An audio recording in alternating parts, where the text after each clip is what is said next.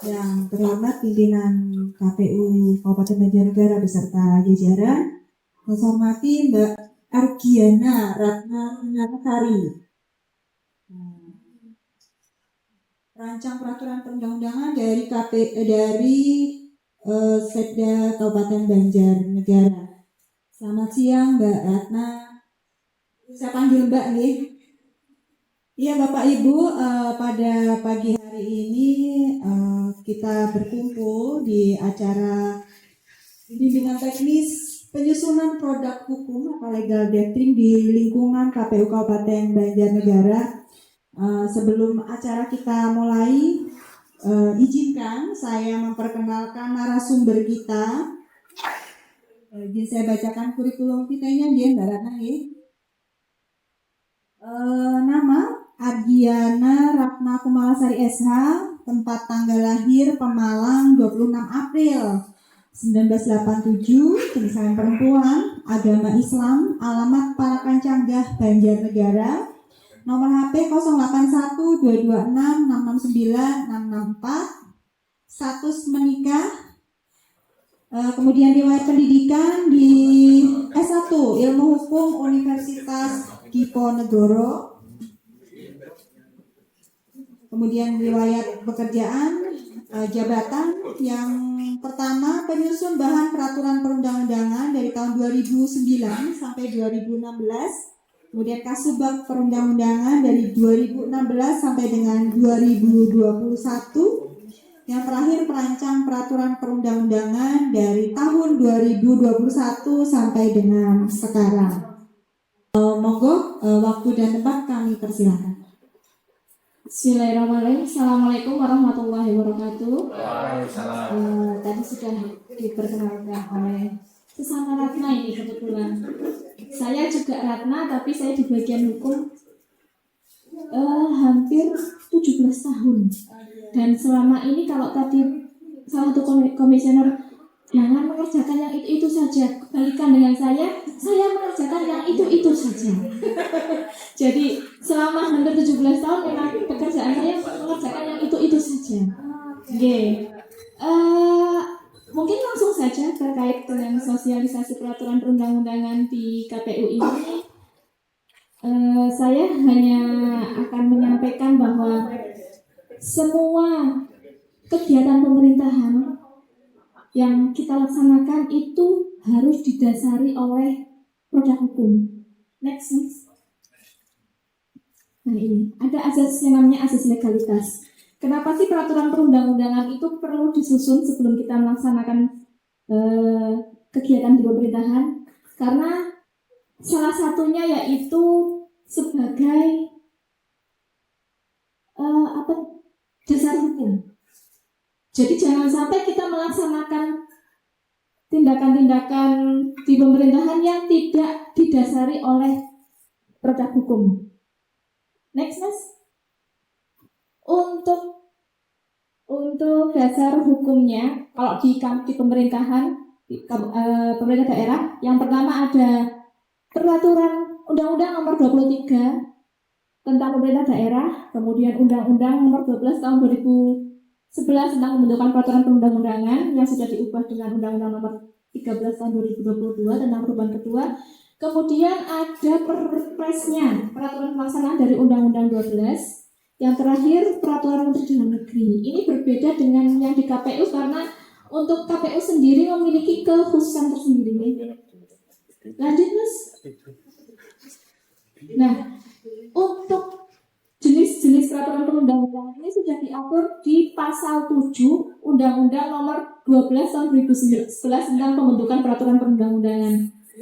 Yang pertama yaitu Undang-Undang Dasar 1945, kemudian TAP MPR, kemudian Undang-Undang atau Perpu, selanjutnya PP, terus kemudian Perpres, kemudian Perda Provinsi, dan yang terakhir Perda Kabupaten Kota.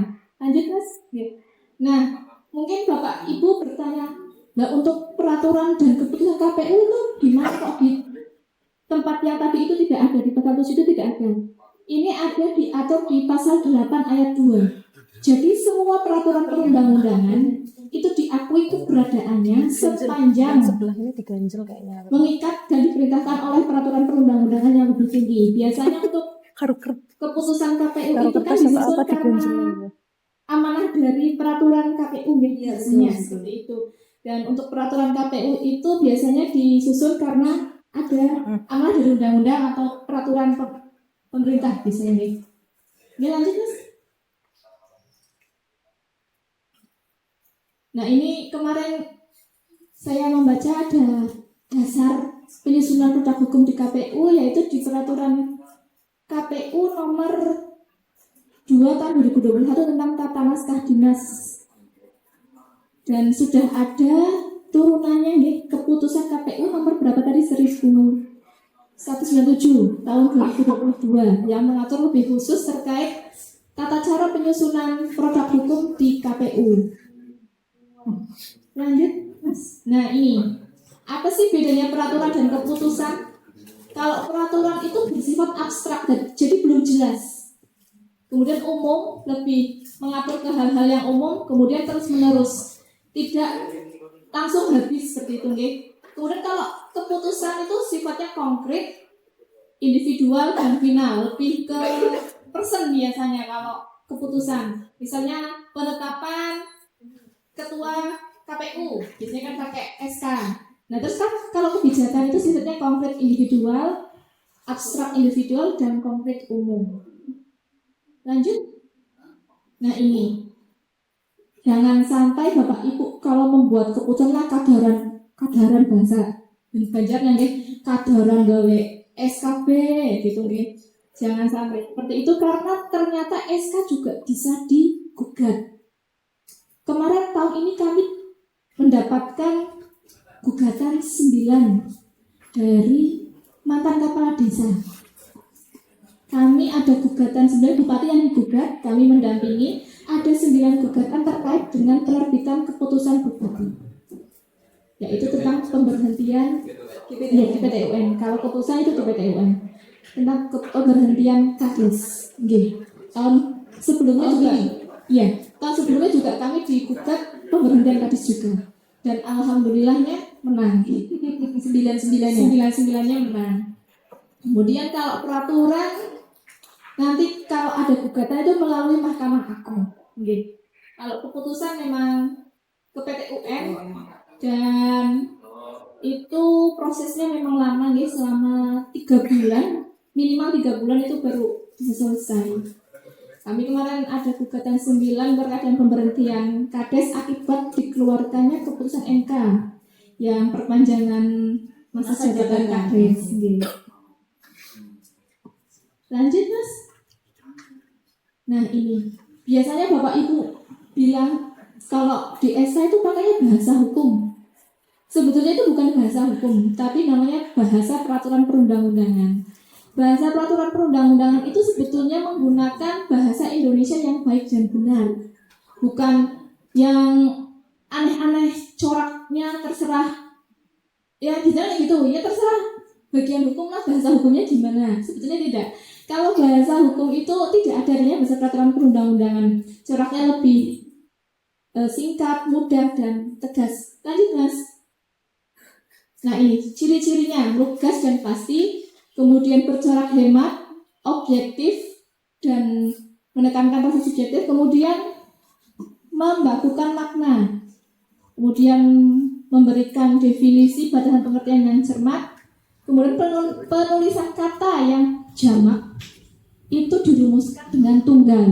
Misalkan buku-buku dalam hal-hal biasanya hal-hal sebagai berikut, tapi biasanya untuk penulisan hal-hal itu hal-halnya tidak disebutkan 2 kali karena cukup ditulis beberapa hal sebagai berikut, seperti itu, tidak perlu hal-hal sebagai berikut, tapi beberapa hal sebagai berikut. Contohnya juga ada murid-murid, buku-buku, kemudian orang-orang ditulis setiap orang, kemudian syarat-syarat ditulis setiap syarat atau seluruh persyaratan.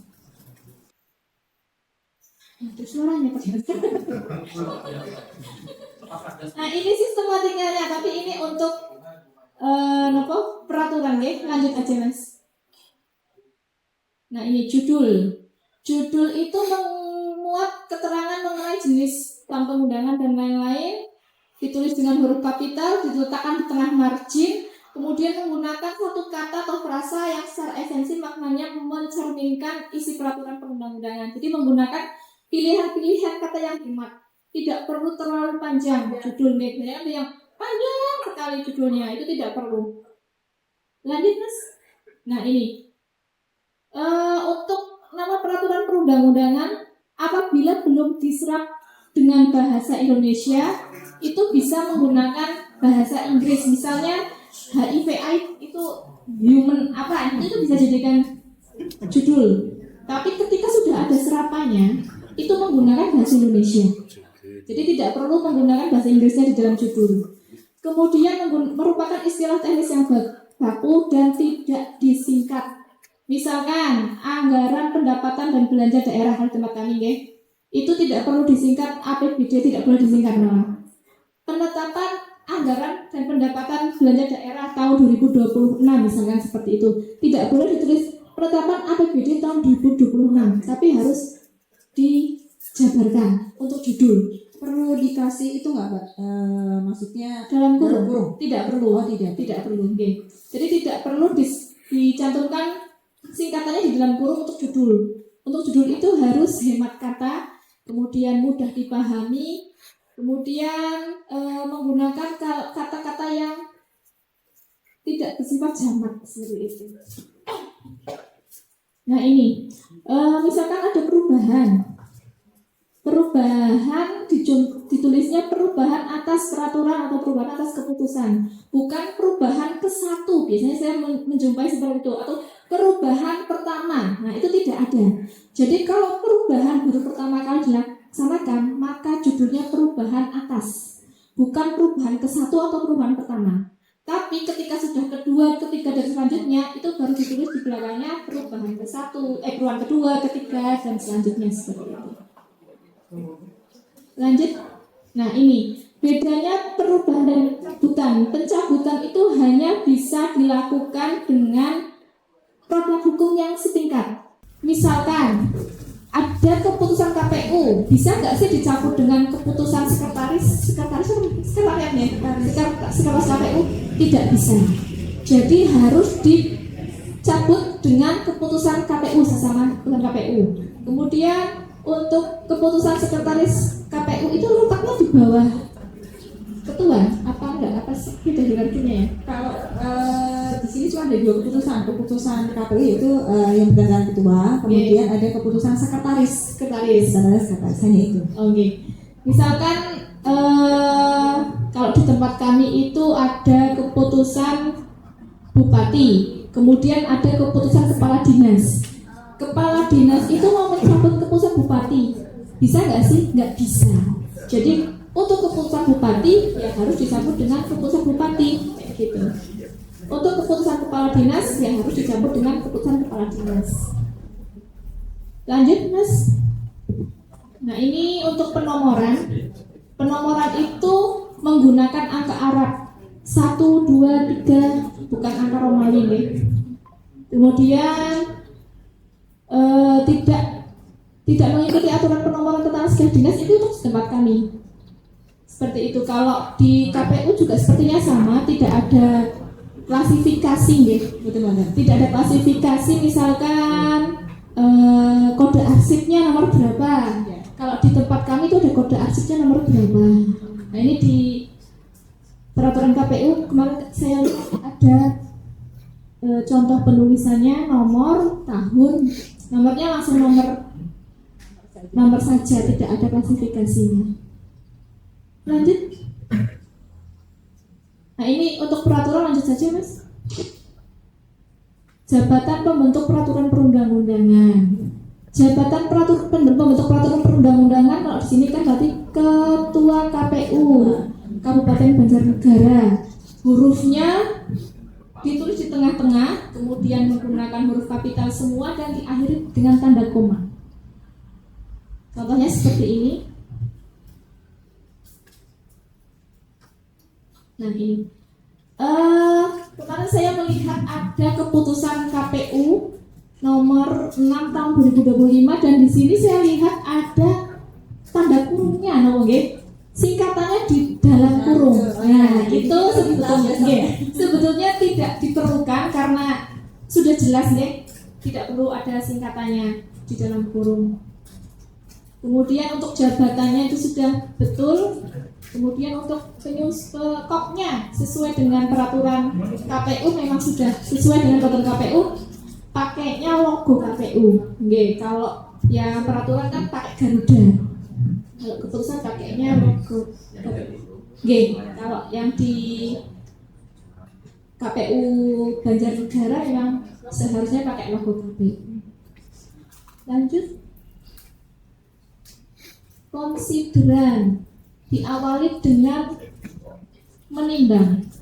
Menimbang nanti isinya itu landasan filosofis, sosiologis, yuridis. Itu ketika memang merupakan atribusi, jadi itu di peraturan. Jadi kalau di peraturan itu ada amanah. Kalau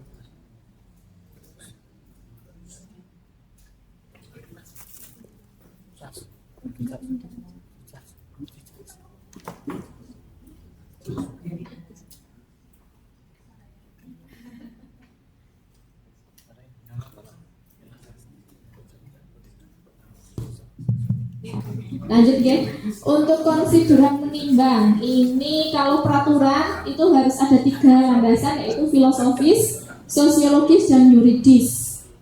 Ini terlalu panjangnya, ini untuk peraturan aja, lanjut aja Mas. Kemudian dasar hukum diawali dengan mengingat dasar hukum kewenangan pembentukan peraturan perundang-undangan. Kemudian peraturan perundang-undangan yang memerintahkan pembentukan peraturan perundang-undangan. Kalau di tempat kami ada Undang-Undang nomor 13 tahun 1950 tentang pembentukan daerah-daerah, kemudian pemerintah daerah, kemudian peraturan perundang-undangan yang terkait. Kalau di KPU mungkin kan ada peraturan pemilu, lebih khusus, harus lebih itu. Nah, untuk konsideran menimbang, mengingat ini ketika mencantumkan, kalau di sini tidak ada peraturan, tidak bisa mencantumkan keputusan untuk dasar mengingat di peraturan. Jadi yang ditulis di konsideran mengingat itu peraturan perundang-undangan yang lebih tinggi saja. Peraturan perundang-undangan yang setara, misalkan keputusan, mendasarkan keputusan itu tidak diperlukan. Hanya yang berada di atasnya, satu tingkat di atasnya. Lanjut.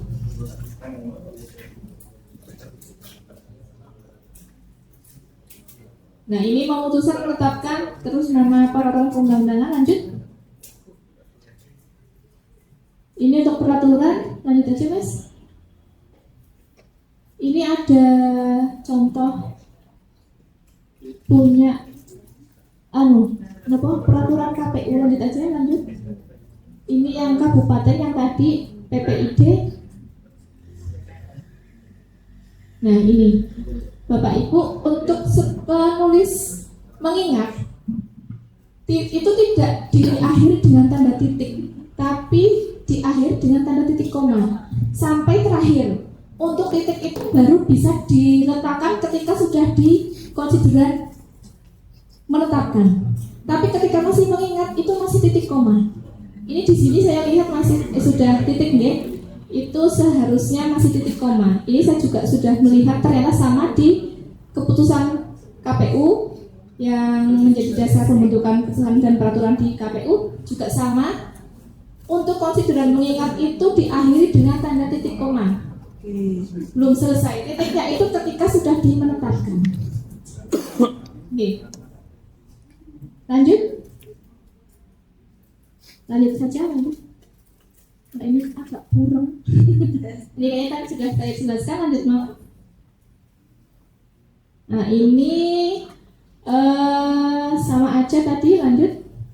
Nah, ini untuk penetapan biasanya ada ditetapkan di Banjarnegara pada tanggal berapa. Nah, untuk penulisan ditetapkan pada tanggal itu tidak perlu ditambahkan titik 2. Biasanya saya lihat kalau di KPU sini sudah tidak ya.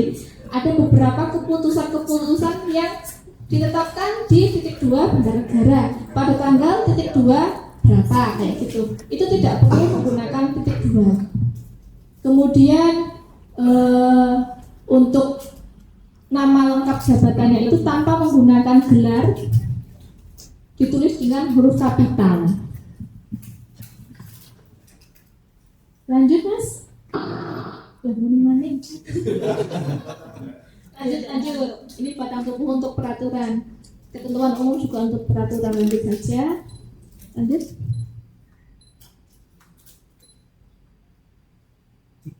Ini lanjut saja karena peraturan. Nah ini penjelasan. Ini lanjut. Nah, lanjut.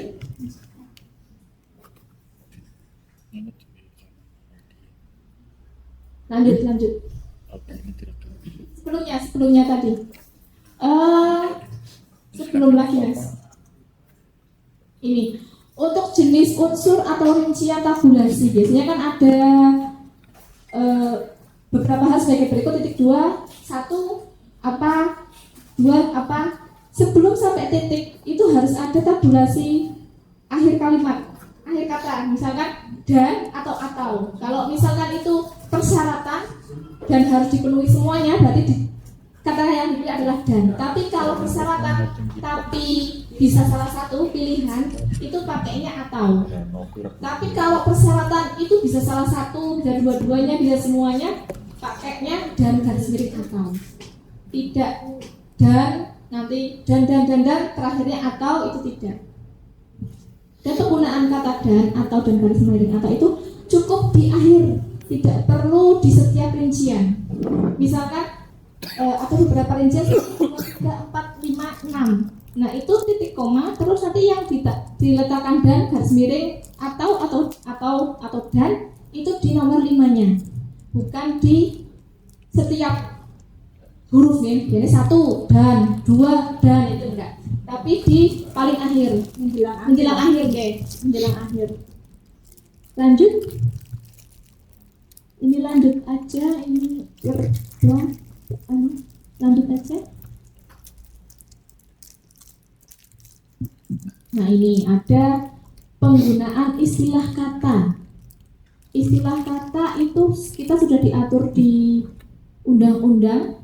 Kalau jangka waktu itu pakainya paling singkat dan paling lama, batas waktu itu paling lambat dan paling cepat. Kemudian persyaratan itu minimal dan maksimal, yaitu paling sedikit dan paling banyak. Tapi sekarang di Undang-Undang 13 tahun 2023 itu sudah diubah, 2022 diubah menjadi minimal dan maksimal.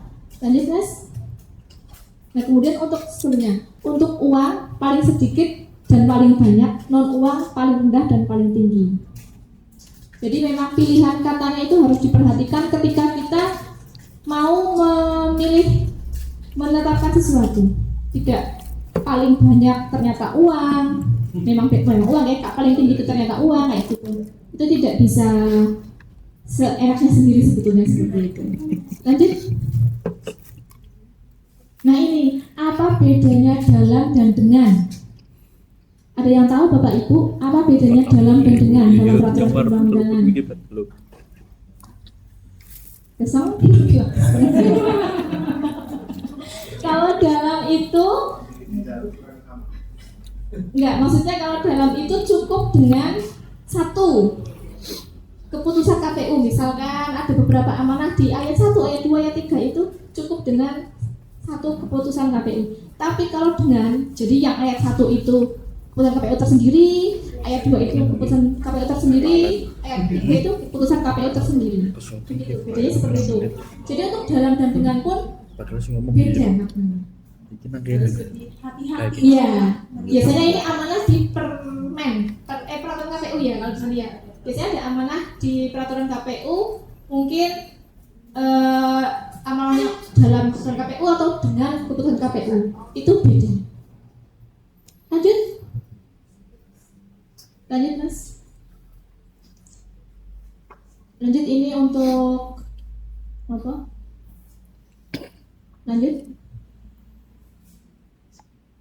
Ini lanjut juga. Ini peraturan. Lanjut.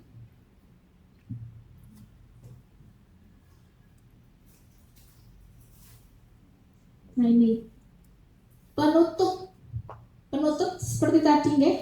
Kalau di keputusan itu cukup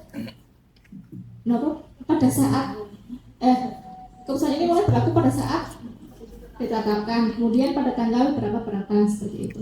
Lanjut Mas. Ini untuk peraturan, lanjut saja. Ini kalau di tempat kami setiap peraturan itu harus diundangkan baik di berita daerah maupun di lembaran daerah, nanti yang mengundangkan itu Pak Sekda.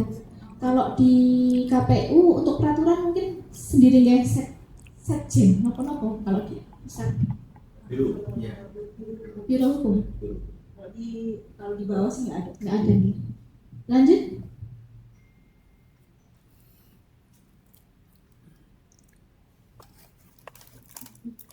Lanjut aja ini untuk. Nah ini penulisan nominal Bapak Ibu. Biasanya nominal itu hanya ditulis misalkan 10 juta, tidak ada dalam kurungnya. Itu untuk undang-undang di Undang-Undang 12 itu diatur harus di dalam kurung penyebutannya berapa. Misalkan 10 juta. Dan penulisan nominal itu RP-nya tidak perlu dikasih titik. Kalau itu di diktum ya, beda kalau dengan di lampiran. Tidak perlu dikasih titik dan tidak perlu dispasi. RP langsung 1 kosong gitu. Tidak perlu RP spasi 10 itu tidak perlu. Ini untuk menghindari penyimpangan-penyimpangan. Jadi, pernah memang seperti itu Pak. Di mana itu sudah pernah ada yang menambahi angka. Ya, tambah 1 kan masih bisa peluang 1 ya, misalkan spasi 1, tambah angka 1 aja masih bisa.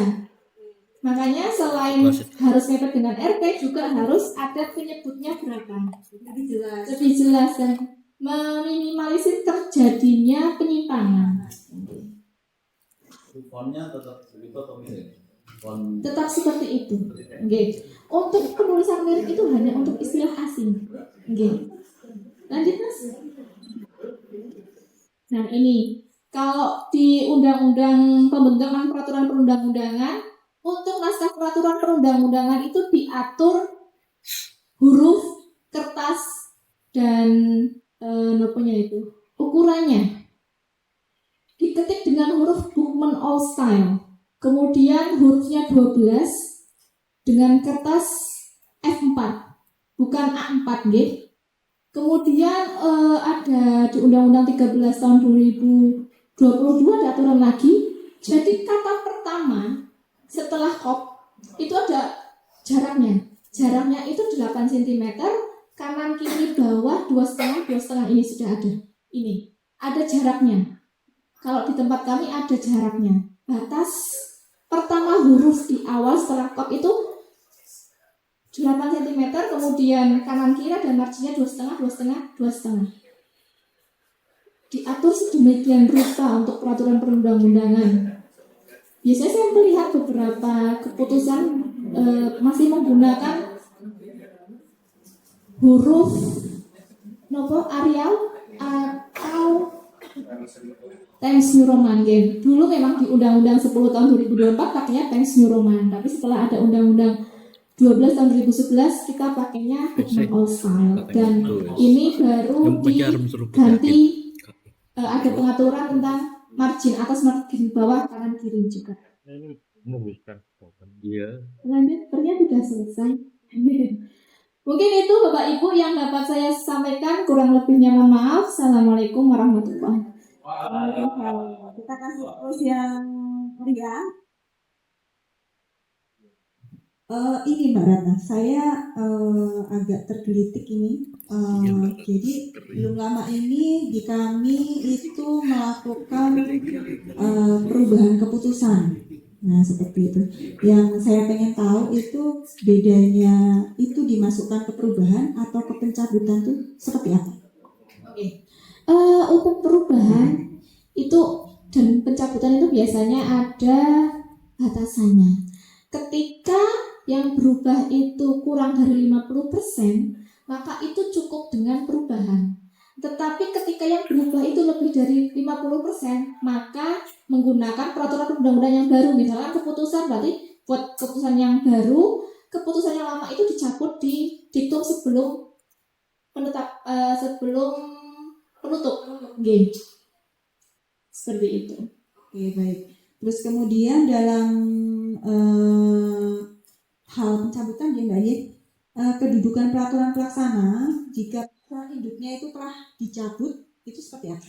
Biasanya kan kalau ada pencabutan, ini untuk peraturan ya, biasanya peraturan itu biasanya pasti ada kalimatnya.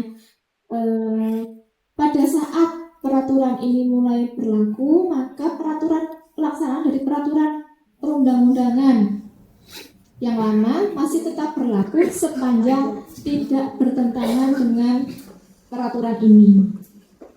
Oke, berarti masih tetap berlaku sepanjang tidak bertentangan. Itu masih tetap berlaku. Satu lagi nih Mbak, Oke. tentang kadang kita membaca ada bunyi peraturan tidak berlaku surut. Nah, itu penjelasannya seperti apa? Oke. Kalau di sistem hukum Indonesia itu mau hukum positif, hukum yang berlaku pada saat sekarang. Jadi untuk peraturan perundang-undangan yang berlaku surut itu tidak dianjurkan dilaksanakan. Namun kemarin pada saat ada penyusunan undang-undang tentang terorisme itu diberlakukan surut. Jadi hanya hal-hal tertentu yang bisa diberlakukan surut, tapi tidak semua peraturan perundang-undangan itu boleh diberlakukan surut. Ini hanya berlaku untuk peraturan saja. Hanya khusus ini peraturan aja. Mungkin barangkali dari teman-teman, ada yang bertanya, ini ada yang sama sekali, monggo. Oke, baik. Mohon izin Bu Ratna, perkenalkan saya Ana, staf dari sebagian Farmas dan SDM, sebelumnya juga membidangi di bagian hukum. Terima kasih Bu Ratna sudah memaparkan materi yang begitu detail sehingga banyak hal yang kami ketahui. Yang ingin saya tanyakan di sini ada dua, Ibu. Yang pertama adalah kalau kita mengacu kepada hierarki peraturan perundang-undangan, itu sudah sangat jelas bahwa untuk menyusun peraturan maupun keputusan itu kan sudah jelas ya dari Undang-Undang 45, Tap MPR dan seterusnya. Nah, yang ingin saya tanyakan seperti ini. Kadang kami di KPU di masa tahapan entah itu pemilu maupun pilkada, kadang itu terkait dengan format surat keputusan, walaupun sudah ada diatur di tata naskah dinas kami, tetapi ketika di masa tahapan pemilu maupun pilkada dari KPU RI maupun KPU provinsi terkadang ada format tersendiri yang mana di situ mencantumkan di bagian dasar hukumnya itu biasanya ada berita acara atau bahkan surat dinas. Nah, sedangkan kalau kita mengacu kepada hierarki peraturan perundang-undangan yang paling rendah adalah tadi mungkin bisa kita baca peraturan daerah kabupaten kota atau mungkin di kita adalah keputusan KPU. Dan seperti itu. Nah, sedangkan ketika di masa tahapan pemilu maupun pilkada, kita di formatnya KPU RI atau provinsi, kadang kita harus mencantumkan berita acara pleno atau bahkan surat dinas. Nah, itu bagaimana Bu Ratna? Itu yang pertama. Terus kemudian yang kedua terkait dengan tadi dasar hukum. Jadi kalau di Undang-Undang Pilkada itu kan induknya nomor 1 tahun 2015. Dan sudah diubah berkali-kali. Ketiga kalinya adalah nomor 2 tahun 2022. Nah itu perubahan ketiganya. Nah yang jadi pertanyaan adalah walaupun itu sudah diubah sekian kali, tapi yang kita cantumkan di bagian dasar hukum kan tetap bunyinya nomor 1 tahun 2015 tentang pilkada sebagaimana telah diubah dan perubahan ketiga nomor sekian-sekian. Nah pernah saya mendapati jadi Undang-Undang Pilkada itu perubahan keduanya itu ada nomor 10 tahun 2016. Nah, saya pernah mendapati itu dipisah, Bu. Jadi Undang-Undang nomor 1 tahun 2015 tentang Pilkada, kemudian yang kedua, perubahan kedua nomor 10 tahun 2016. Ini saya mohon koreksi, Bu. Bukankah ketika dasar hukum itu sudah diubah berapa kali pun, tetap yang pertama kita gunakan frase pertamanya adalah Undang-Undang Nomor 1 itu tahun 2012, baru di bawahnya sebagaimana telah kita ubah berapa kali dengan menggunakan Undang-Undang Nomor 1. Begitu. Terima kasih Bu Ratna. Langsung ditanggapi saja ya. Tadi yang pertama terkait dengan konstitusi mengingat ya. Ada berita acara atau surat dinas. Nggih. Untuk berita acara atau surat dinas itu sebetulnya tidak masuk ke peraturan undang-undangan. Jadi sebetulnya bisa masuk ke dasar menimbang. Nggih, berdasarkan nggih. Kita menimbangnya berita acara atau surat dinas gitu. Ke menimbang bukan ke mengingat. Untuk mengingat itu hanya untuk peraturan perundang-undangan saja. Nggih. Kemudian yang terakhir tadi terkait dengan penulisan. Oke. Untuk penulisan peraturan yang diubah, memang betul tadi yang disampaikan Mbak Ana. Berarti undang-undang yang awal, kemudian setelah itu sebagaimana telah beberapa kali diubah, terakhir dengan undang-undang nomor berapa? Harus lengkap. Oke, sebagaimana telah beberapa kali diubah, terakhir dengan yang ditulis yang terakhir saja. Misalnya sampai kelima, yang terakhir yang ditulis berarti sebagaimana telah beberapa kali diubah, terakhir dengan peraturan misalnya undang-undang nomor berapa tentang perubahan kelima atas undang-undang apa. Dan jangan lupa ditulis lembaran negaranya atau berita negaranya. Seperti itu deh Ana. Oke, ada yang lain? Oh, Pak Hadi, monggo. Biar agak lama harus ada yang lain. Kok harus tanya kamu gue nanti kok. Baik, mohon izin Bu narasumber Bu Ratna. Jadi kalau tadi kalau berkaitan dengan peraturan itu pengujiannya di Mahkamah Agung, ya. Kalau keputusan bisa jadi disengketakan di PT UN gitu ya. Nah, pertanyaan saya, ketika satu peraturan itu diujinya di Mahkamah Agung, itu batu ujinya apa? Katakanlah kalau di MK itu undang-undang terhadap undang-undang dasar begitu. Nah, kalau di Mahkamah Agung apa batu ujinya? Termasuk barangkali yang ketika kita berperkara di PT UN kaitannya dengan keputusan produk hukum dari KPU Banjarnegara katakanlah begitu, itu kita yang kemudian menjadi rujukan apa atau peraturan atau apa gitu. Yang kedua berkaitan dengan ini apa namanya konsideran tadi barangkali apa namanya dasar filosofis kemudian yuridis maupun sosiologis tadi barangkali sudah terang ya, tetapi dalam hal apakah perlu konsideran menimbang mengingat kemudian memperhatikan apakah itu masih diperlukan begitu. Terima kasih Bu. Baik, monggo langsung ditanggapi saja Mbak. Langsung saja nih. Tadi untuk ketika ada undang-undang yang digugat, biasanya yang diuji apa saja? Oh, peraturan yang digugat. Biasanya yang diuji itu apa saja? Biasanya untuk peraturan itu pertama substansinya, kemudian yang kedua itu sudah melalui apa itu namanya uji publik atau belum. Ketika itu belum melalui uji publik, berarti itu perlu dilakukan uji publik. Bisa jadi hasil keputusan dari MA-nya itu untuk dilakukan uji publik atau dicabut peraturan itu. Seperti itu. Kemudian untuk keputusan, ketika digugat di PT UN, yang pertama yang digugat itu pembentuk keputusan itu, misalkan ketua KPU. Betul apa enggak itu yang menetapkan ketua KPU? Kewenangan sesuai kewenangannya bukan?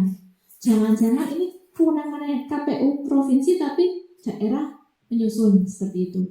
Kemudian biasanya untuk gugatan di PT UN itu harus melalui tahapan administratif, namanya apa itu?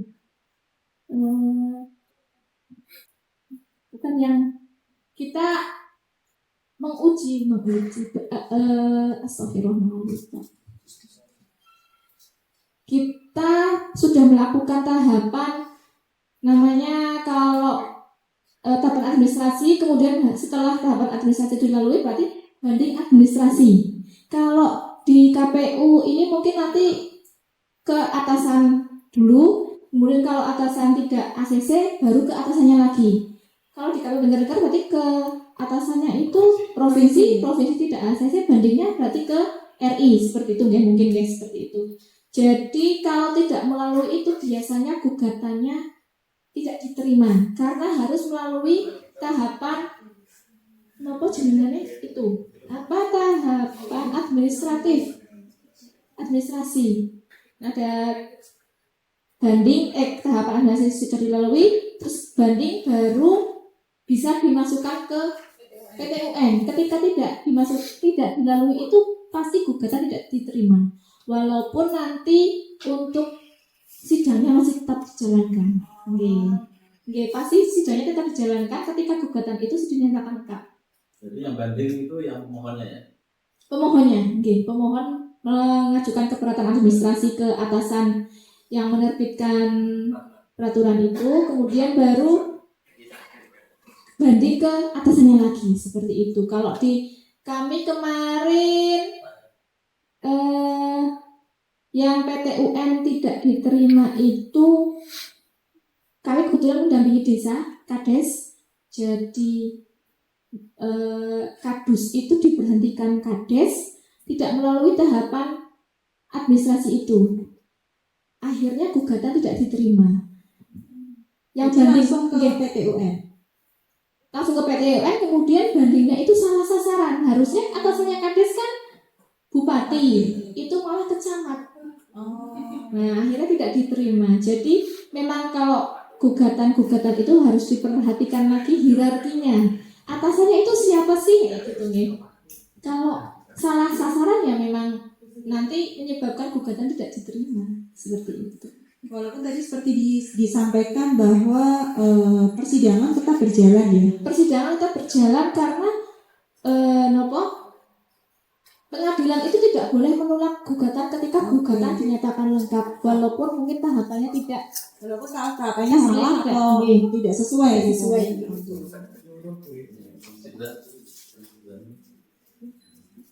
Oh ya, yang dasar memperhatikan deh. Kalau di Undang-Undang 12 tahun 2011 tentang pembentukan peraturan perundang-undangan itu tidak ada konsideran memperhatikan. Tapi saya lihat di KPU ada. Jadi itu pakainya yang spesialis, derogat spesialis. Jadi untuk KPU sendiri masih diperkenalkan menggunakan memperhatikan. Tapi saya nambahin itu tetap berlaku ya, tidak apa-apa gitu ya Mbak ya? Tidak apa-apa. Nah, ya. Karena pakainya yang spesialis. Takutnya nanti kita sudah menggunakan seperti itu, ternyata hakim di ini beda ini kan? Tapi kalau memang memperhatikan itu tidak diperlukan sekali, mending tidak usah. Jadi tidak usah dipakai. Ada lagi mungkin? Ayo dari TPPH mana suaranya? Oke Mas Bramen, aduh. Perkenalkan saya dari staf Dapil KPU Banjarnegara. Ada satu hal yang selama ini kami sudah jelas betulnya, tapi seringkali agak menimbulkan keraguan. Ini berkaitan dengan produk hukum yang ada di divisi Dapil, yaitu kadang seringkali itu ketika penetapan SK Pleno DPT dan berita acara. Jadi selama ini kami melaksanakan pembuatan SK dan PA itu ketika mengalami satu hal yang ada kekeliruan, Bro. Jadi perlu adanya revisi. Nah, selama ini kami ada 4 metode yang kami lakukan. Satu adalah metode istilahnya rank by atau pembentukan langsung ketika saat pleno berlangsung. Kemudian ada 3 metode lagi, metode revisi substantif ya, kemudian revisi administratif, kemudian ada lagi satu metode yaitu pembuatan ulang dari produk hukum yang sudah ditetapkan. Nah, jadi kami selama ini sudah pernah mengalami itu semua ya. Jadi kadang saya langsung sudah nggak ada masalah, tetapi kadang ada timbul bukan masalah sebenarnya, tapi hanya pembetulan. Nah, dari yang kami ingin tanyakan dari sisi hukum itu, ketika ada ketiga metode tadi atau keempat metode tadi yang sudah dilakukan, metode revisi itu dari sisi hukum kekuatan lebih kuat mana ya? Jadi atau produk hukum yang sudah jadi tetapi ada revisi itu kekuatan hukumnya bagaimana menurut dari sisi hukum menurut Ibu? Kemudian saran apa yang harus kami lakukan ketika ada produk hukum yang sudah mengalami revisi? Jadi karena bisa jadi yang sudah diproduk kemudian dibagikan kepada publik itu mengalami ada perbedaan dengan produk yang sudah direvisi. Itu langkah baik apakah yang harus kami lakukan ketika mengalami hal seperti itu? Tadi terkait dengan perubahan produk hukum ya. Perubahan produk hukum itu bisa dilakukan ketika perubahannya itu tidak sampai 50% atau tidak ke semua substansi. Tapi ketika seluruh substansinya berubah, maka produk hukum itu harus dibentuk baru dan dicabut di diktum sebelum penutup gitu. Tadi ada beberapa metode ya, pembetulan. Berarti ini nomornya baru. Berarti namanya perubahan atau pembetulan. Nah itu kami butuh apa ya? Butuh penjelasan lebih lanjut berkaitan dengan arahan secara hukum mana yang harus pembetulan atau Kalau yang sesuai dengan peraturan undang-undang itu bentuknya perubahan, Mbak, bukan pembetulan. Dan untuk misalkan yang diubah itu hanya diktum kedua, berarti diktum yang lainnya selain yang diubah itu masih tetap berlaku. Ini katanya ini yang diubah hanya diktum kedua, tapi yang diktum lain nggak diubah. Ini posisinya gimana? Yang lainnya masih tetap berlaku, yang berubah hanya diktum yang diubah saja. Dan yang dicantumkan di perubahan hanya diktum yang berubah saja, tidak perlu keseluruhannya. Misalkan tadi ya diktum kedua yang diubah, ada 5 diktum. Untuk perubahannya yang disangka hanya diktum keduanya saja, kemudian langsung diktum ke-1 merubah diktum kedua sebagaimana sebagai berikut. Nanti ditulis diktum kedua langsung perubahannya apa, diktum kedua di keputusan yang baru langsung keputusan ini mulai berlaku pada tanggal ditetapkan, bukan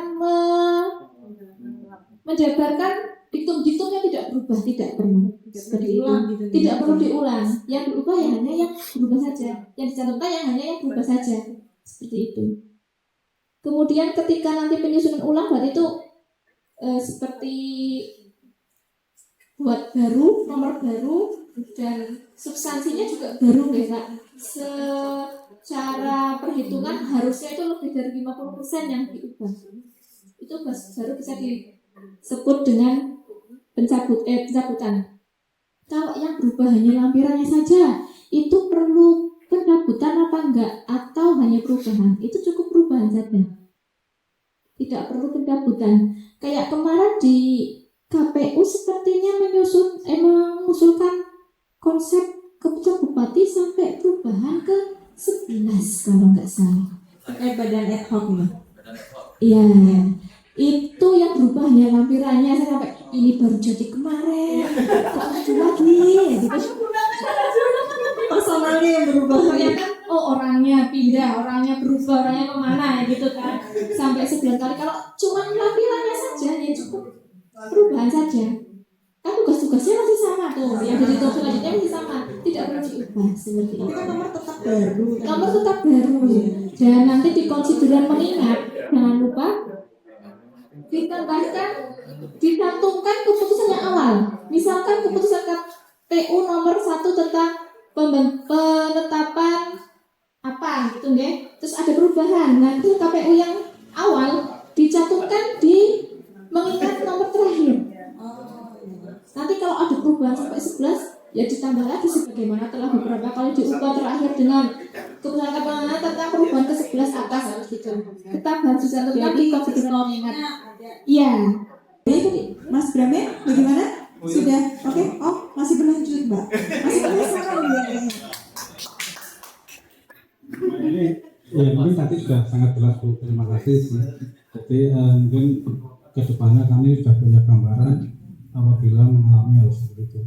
Cuman satu saya lagi kepikiran tadi, kan kalau pembuatan produk hukum itu seringkali ada istilahnya paraf ya, tanda tangan atau paraf, yaitu kami mohon penjelasan terkait itu sebenarnya apa yang materi apa yang harus dilakukan kaitannya dengan paraf itu. Jadi misalnya ini keliru, cukup diparah, bahasa kadang seperti itu. Lalu itu paraf itu sebenarnya apa itu? Dipikirnya paraf itu apa gitu? Terima kasih. Baiklah, terkait paraf ini bagaimana? Ini malah saya baru tahu loh, ada produk hukum yang bisa diparaf. Sebenarnya tidak boleh kalau ada kesalahan ya diubah, kayak gitu, tidak boleh ada paraf-paraf. Itu saya baru tahu nih gimana Pak. Itu berarti kan bukan produk hukum ya Pak, hanya gitu. Itu kalau diparaf kayak keuangan juga boleh Pak, tapi emang nggak boleh ditipek nih. Itu untuk menghindari, emang nggak boleh ditipek karena menghindari biar orang itu tahu yang salah itu mananya. Tambahan satu. Baik, Bapak, monggo. Saya mendengarkan hanya dengan memang betul ya tadi Mas Brahman menarik ya, karena itu dari berbeda itu kan menjadi produk hukum. Yang menjadi pertanyaan saya ketika kalau di KPU kan ketika modal rekapitulasi itu kan berjenjang, sehingga yang menjadi penetapan di masing-masing tingkatan ya, itu pasti kan ada perbaikan, terus di KPU kabupaten juga misalnya ada perbaikan, nanti juga di tingkat provinsi diselesaikan di tingkat provinsi. Nah inilah yang menjadi dinamika ketika regulasi yang di KPU kaitannya dengan keputusan dari tadi turunannya dari peraturan, kemudian keputusan, memang sumber utamanya kan Undang-Undang 45 ya. Permasalahan yang sering muncul itu ketika ada ini mungkin ranah hukum sebenarnya. Angka-angka itu yang perubahan-perubahan itu kan memang contoh ya. Mungkin Mbak Ratna melihat ya kondisi kemarin ada perubahan-perubahan. Memang kalau kita lihat dari perubahan yang terutama yang klausul dasarnya ada perubahan, contohnya keputusan KPU sekian telah dirubah sekian. Tetapi kadang gini Bu, di tingkat sengketa kadang si sengketa itu tetap mempermasalahkan kenapa dirubah. Nah sehingga kan perlu data-data dari bawah ya. Sehingga kadang kalau tidak kita sebagai biasanya tergugat ya Pak Khalil, ketika kita tidak bisa menampilkan data yang dirubah, pasti kita kalah. Nah, pertanyaan saya, bagaimana ketika kita bisa menelisik lebih lanjut tadi proses-proses perbaikan itu dirubah berapa kali secara hukum kan tadi sudah terang benderang ya. Ini misalnya contoh Undang-Undang Pilkada, banyak yang mungkin menyampaikan ketika hanya menulis Undang-Undang 10 2016 itu kan yang paling familiar ya. Padahal itu kan pertama mungkin dari tahun 2014, kemudian Undang-Undang 1 2015 yang sudah dirubah beberapa kali. Yang terakhir adalah Undang-Undang nomor 6 tahun 2016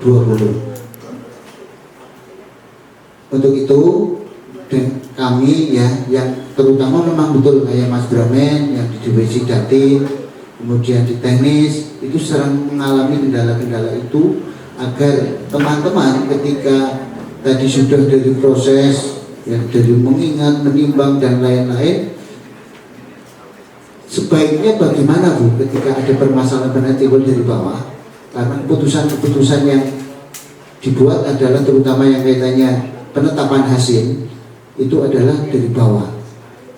Contoh kemarin juga ada sengketa yang dibahas permasalahan di TPS, kemudian ada perbaikan lagi di kecamatan, tetapi kan yang menjadi domain lokusnya itu di TPS itu, padahal sudah ada perbaikan di tingkat kecamatan, kemudian ada perbaikan lagi di tingkat kabupaten. Mungkin Ibu, terima kasih. Assalamualaikum warahmatullahi wabarakatuh. Jadi ketika ada beberapa kali perubahan gitu nggak apa-apa Pak. Memang perubahan itu kan dilaksanakan ketika memang diperlukan. Ketika datanya tidak sesuai ya memang harus kita ubah. Kayak misalkan kalau di tempat kami beberapa kali perubahan penerima bansos seperti itu ya Pak. Orangnya meninggal, orangnya ternyata tidak mau menerima, otomatis kan kami harus mengganti orang yang baru yang berhak menerima. Itu tidak masalah Pak ketika memang data yang disajikan itu benar dan data yang lama itu memang tidak sesuai, seperti itu tidak masalah. Cukup Bapak? Oke, ada yang lain?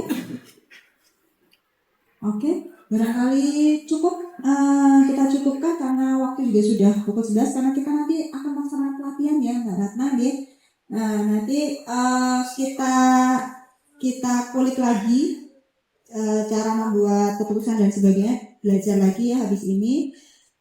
Baik, untuk acara kali ini saya cukupkan sekian. Saya dari moderator mohon maaf bila ada yang kurang berkenan yang sudah kami sampaikan. Wabillahi taufiq wal hidayah. Wassalamualaikum warahmatullahi wabarakatuh.